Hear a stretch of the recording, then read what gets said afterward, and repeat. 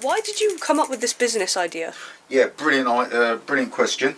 I was unemployed. No, what happened was I've been a cyclist for about 45, 50 years, and I would go to the other big shops, yeah, the normal, one of the mills type shops, and I would never get the experience like I would like to have gotten, which is explanations of how to use your bike, what repairs were done, you know, just how to like your bike, what tyres to use, all lovely stuff, juicy stuff, how to maintain your own bike. And the stuff I've learned, yeah, riding my bike, I wish I could impart that to other people, and I wish the big shops did that more often. Customer service is the key thing.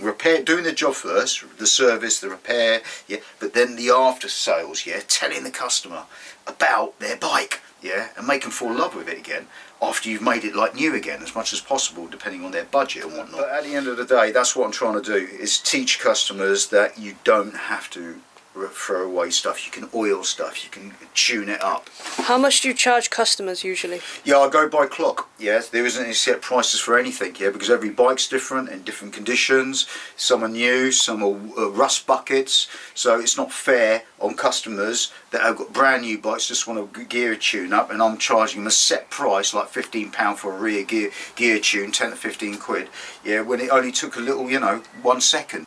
Yeah, I get a telephone call, yeah, start the clock, stop the clock. So it's all very democratic and transparent. It's wonderful. So there you go. These are buckle, yeah, sorted out. We'll do that in a minute. I'm going to have a quick fag break. I'll put the clock on stop. See you in a second.